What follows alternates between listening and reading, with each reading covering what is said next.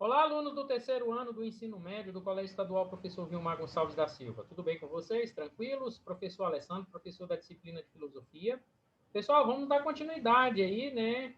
Fazendo a correção agora do bloco 5, né? Das atividades aí de filosofia, dentro da temática aí das correntes do pensamento filosófico. Nós falamos a respeito do senso comum, né? Iniciamos aí com essa parte aí falando a respeito do senso comum. Sempre eu encaminho um texto juntamente com as atividades para vocês, lembrando que esse texto, na realidade, é a aula propriamente dita, ministrada para vocês aí por meio do Google Meet ou mesmo pelo WhatsApp, né?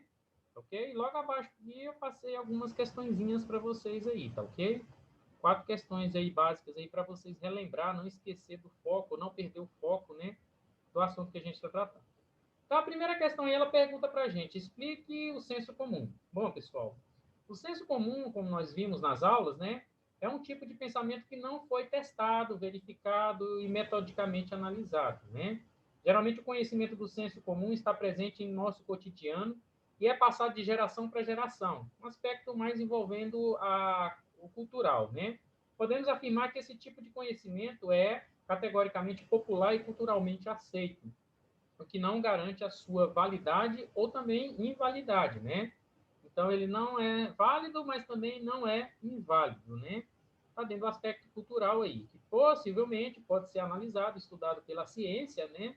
E se tornar uma comprovação científica do aspecto da qual ele está sugerindo ali como se fosse verdade, tá bom?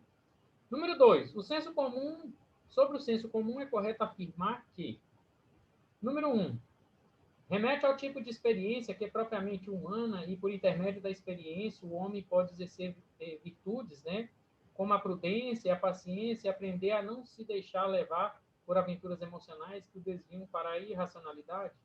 Verdadeiro, né? Pode se tornar aí um aspecto nesse sentido, né? Que o homem, por intermédio da experiência, ele pode adquirir, né, conhecimentos, tá? Pauta a maior parte das decisões cotidianas das pessoas, decisões tomadas sem que se use para isso uma reflexão mais profunda e mesmo científica, né? Muitas vezes são experiências de vida, né? Repassadas ali para outras gerações ali como formas verdadeiras, né? Também está correta essa aí.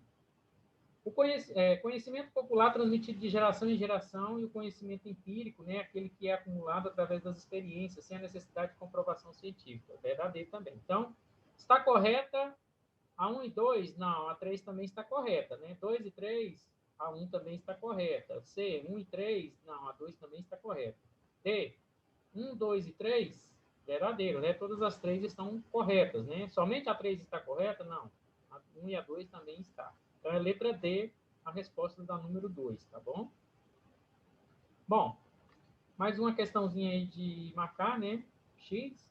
Na história da filosofia, os grandes debates sobre o senso comum estão sempre presentes de forma significativa, demonstrando a importância desse tema até os dias atuais.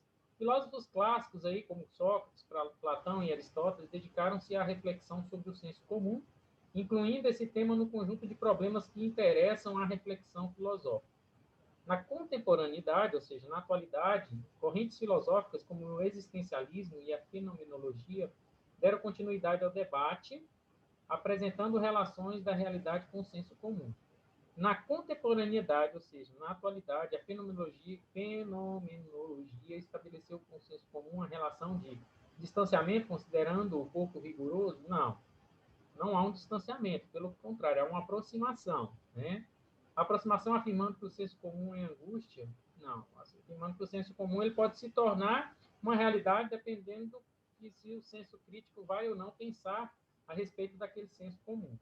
Distanciamento, considerando o apartado daquelas experiências propriamente humanas, não há um distanciamento, mas sim aproximação. Letra D. Aproximação, recuperando o sentido do termo que se perdeu principalmente com o cientificismo moderno? Sim. Então, há uma aproximação por conta de avaliar, né, ou estudar de uma forma mais aprofundada o senso comum diante de um aspecto de mundo científico que nós vivemos dentro de uma realidade mais racional, né?